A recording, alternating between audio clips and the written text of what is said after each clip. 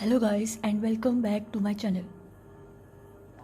If you are new on my channel then kindly like, share and subscribe the videos. So in this video we will study about Barrett's esophagus. So let's start.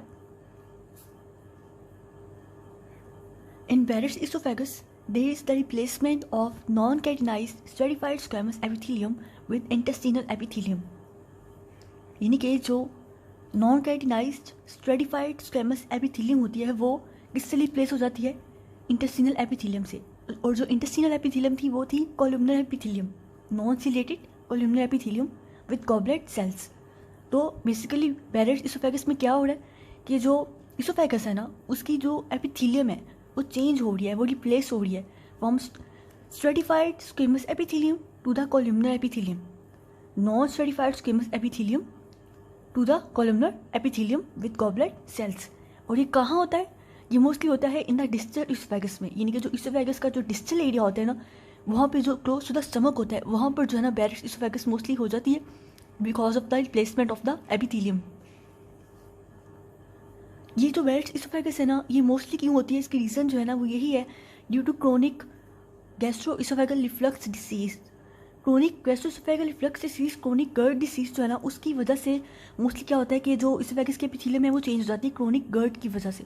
Chronic गर्ड क्यों होता है कि जो क्या होता है कि basically इसमें ना जो क्रोनिकली है ना, क्रोनिकली यानी काफ़ी टाइम तक जो पेशेंट है ना उसको एसिड रिफ्लक्स की प्रॉब्लम रहती है, जिसकी वजह से ना जो एसिड जो है वो स्टमक से आता है इसोफेगस में आता है, तो जो डिस्टल इसोफेगस वाला एरिया होता है ना वहाँ पे एपिथेलियम चेंज हो जाती है, जिसकी वजह से जो है ना बैरेट इसोफेगस हो जाती है.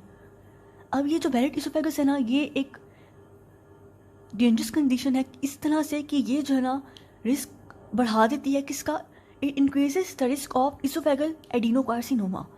यानी कि जो इसोफेगस का एडिनोकार्सिनोमा होता है ना, जो कैंसर है उसका जो रिस्क है वो काफ़ी ज़्यादा इंक्रीज हो जाता है due to the Barrett oesophagus. So इसलिए इसको जो है ना वो ट्रीट करना ज़्यादा ज़रूरी होता है, क्योंकि ये जो है ना काफ़ी ज़्यादा अगर रहे काफ़ी टाइम तक तो उसके बाद जो है ना it can cause oesophageal adenocarcinoma. Oesophageal adenocarcinoma की और भी कॉजेज होती हैं, Barrett oesophagus, GERD disease, chronic GERD, obesity, tobacco smoking वगैरह. लेकिन जो मोस्ट कॉमनली है ना ये भी एक बहुत इंपॉर्टेंट कॉज है, इसलिए इसको ट्रीट करना ज़रूरी है टू प्रिवेंट इसोफेगल एडिनोकार्सिनोमा. ये मोस्टली जो है ना लोअर 1/3 ऑफ द जो इसोफेगस होती है ना, लोअर 1/3 एरिया वहाँ पे हो जाता है बैरेट्स इसोफेगस. और मोस्टली ये जो कॉमन है ना वो है अमेरिका में एडिनोकार्सिनोमा जो है. सो ये था बैरेट इसोफेगस के बारे में. अगर आपको कुछ समझ ना आई हो तो you can ask in the comment section. Thank you.